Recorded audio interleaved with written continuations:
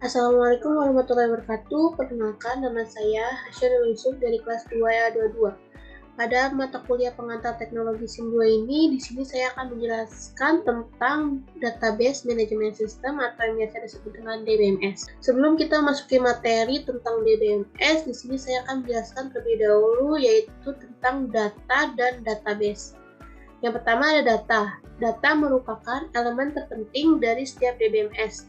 Data dalam DBMS menunjukkan fakta angka, observasi, gambar, atau hal serupa yang dapat dicatat dan kemudian diolah secara digital.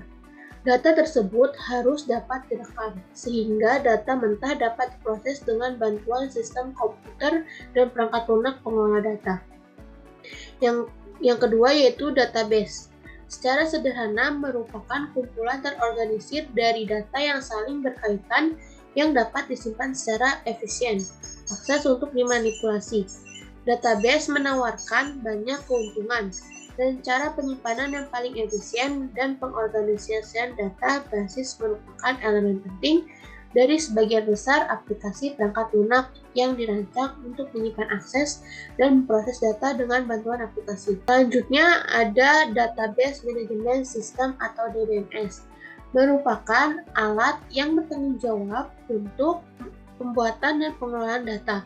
Ini memungkinkan untuk dapat memperbarui dan mengambil data saat itu juga, menggunakan komen atau perintah tertentu.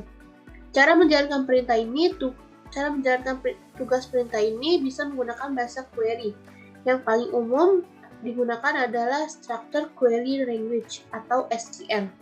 Sistem manajemen basis data ini singkatnya adalah alat pengelolaan basis data teknologi yang digunakan untuk mengolah, menyimpan, dan mengambil data dari basis data utama.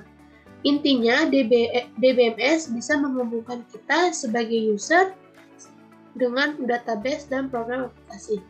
Selanjutnya ada beberapa jenis DBMS.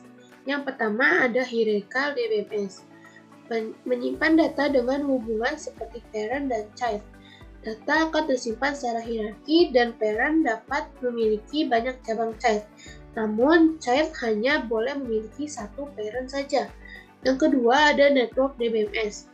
Pada network DBMS ini memiliki hubungan antar data yang lebih rumit, yaitu hubungan many to many. Jika kita ingin mengakses data ini memiliki berbagai cara, contohnya software network DBMS seperti Integrated Database Management System, Prima Database Manager, dan Turbo Image. Yang ketiga ada Relational DBMS.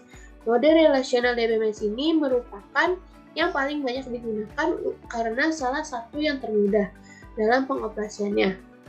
Model ini didasarkan pada normalisasi data dalam baris dan kolom, yang merupakan mode relasional disimpan dalam struktur tetap dan dimanipulasi menggunakan SQL. Yang keempat ada Object Oriented Model.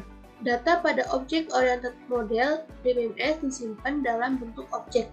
Struktur yang disebut kelas yang menampilkan data di dalamnya adalah salah satu komponen DBMS yang mendefinisikan database sebagai kumpulan objek yang menyimpan nilai dan operasi anggota data.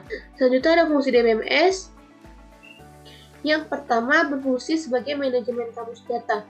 Setiap perubahan yang terjadi pada data-data yang disimpan secara otomatis dapat tercatat dalam kamus data.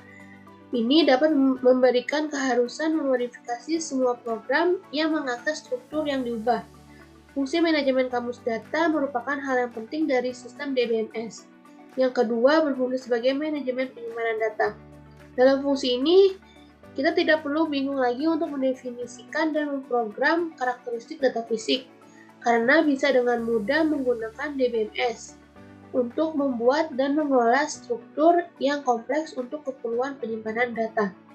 DBMS juga berfungsi untuk penyimpanan formulir entry data atau definisi layar terkait, definisi laporan, aturan validasi data, kode prosedural, dan struktur untuk menangani format video dan gambar. Yang ketiga berfungsi sebagai manajemen keamanan. Kita tidak perlu khawatir jika data-data yang tersimpan bisa bocor ke pihak yang tidak berkepentingan atau yang membahayakan, karena DBMS dirancang untuk menciptakan keamanan bagi para pengguna dan privasi data. DBMS menerapkan aturan keamanan untuk menentukan pengguna mana yang dapat mengakses database, item data mana yang dapat diakses setiap pengguna, dan operasi data dalam membaca, menambah, menghapus, atau memodifikasi yang dapat dilakukan pengguna. Hal ini sangat penting dalam sistem database multi-user. Selanjutnya ada keuntungan penggunaan DBMS. Yang pertama, data independence. DBMS memungkinkan pemisahan pengolahan data dari program aplikasi. Lalu ada efisien data access. DBMS memungkinkan pengguna menggunakan teknik handal dan dalam penyimpanan dan pengambilan data. Yang ketiga, data integrity and security. Penjagaan integritas data dan control access. Yang keempat ada current access and crash recovery. Dapat diakses banyak user secara bersamaan dan melindungi data dari kegagalan sistem. Yang terakhir ada reduced application development time. DBMS mendukung fungsi penting yang umum pada aplikasi dalam penyimpanan data.